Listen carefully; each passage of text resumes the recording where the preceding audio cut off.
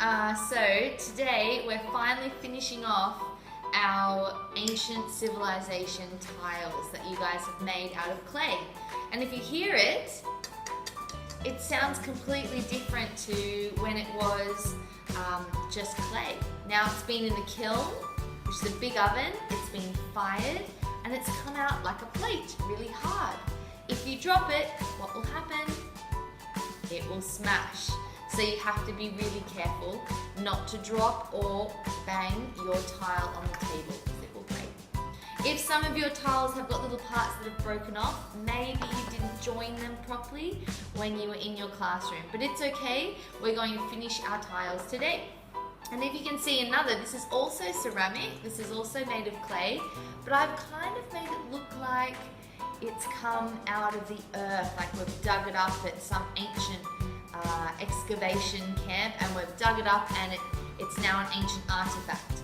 We're going to make your tiles look like ancient artifacts. And to do that, we're going to use these little dry watercolor paints, and we will also need a little cloth and our water and brush. So I've chosen colors that I think and that you will think are more natural, like ancient colors. So I've got like this yellowy kind of earthy color, an earthy browny kind of color, and a black color. Okay, so what we're going to do is take these really cool colors and not mix the brown and the yellow together inside the pot.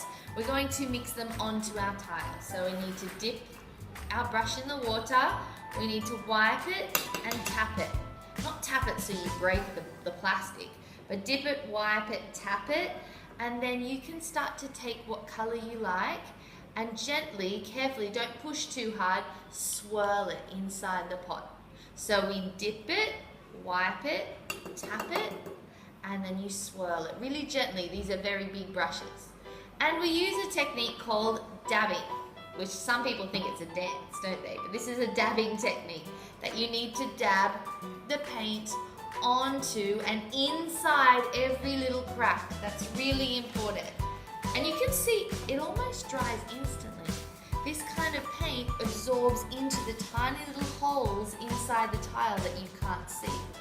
So I'm going to take this brown color. I don't want to put maybe all three colors on it because, you know, it's got to look in its style. So I'm rubbing it on, I'm dabbing, dab, dab, dab, dab, dip it, wipe it, tap it, swirl it, and dab it into the cracks.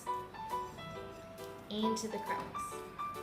If I brushed it on, if I take this brush and I brush it on, is it going into the cracks? No. So you need to dab it inside the cracks because then when we get the cloth, it starts to change. And let's say I dab it inside the cracks. Let's say I want to use another color. I need to empty my brush really well of that color, dip it, wipe it, tap it, and then I might take some black, some rusty black color, and then I'm able to dab that inside the cracks. Careful dabbing. Do I need to paint the bottom of my tile? No. Maybe the edges I need to paint. I can paint the edges of my tile. If it mixes a little bit, that's okay, but I don't want to cover it all over the top. I want to see the browny orange, I want to see the black, I want to see some of the gold. So I'm dabbing it inside the cracks, and if it comes on the bottom, that's okay. But otherwise, you don't need to paint the bottom. We don't want the bottom.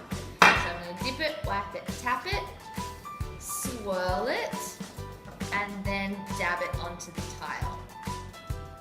Okay, so we're going to keep going, and then we'll see what happens next.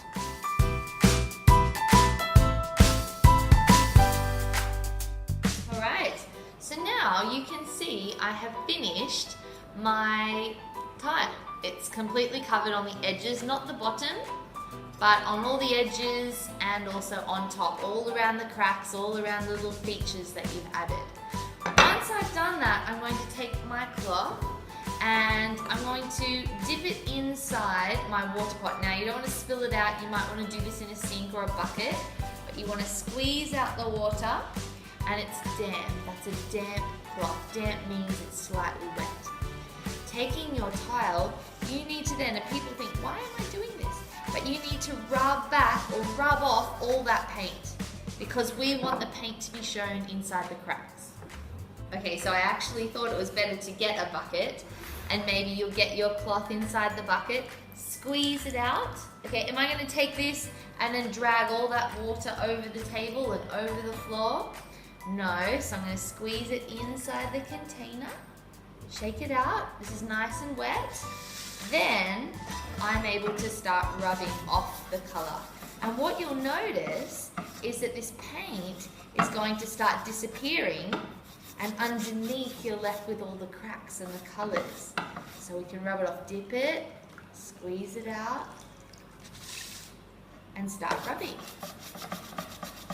I've got a really good idea.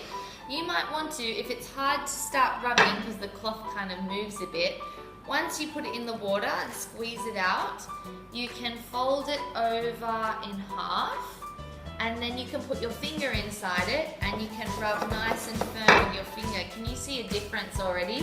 Can you see all the cracks and the patterns starting to come out, even the side? And it's starting to look like I've found this ancient artifact. And that's what we want, that's the effect of our tiles. And when you're finished with it, and you've really rubbed it, and you really get to see all the effects coming out, when you're finished, we leave it to dry, and then they're finished, ready to show next week for your Year 3 show. Good luck everybody, and have fun. Bye!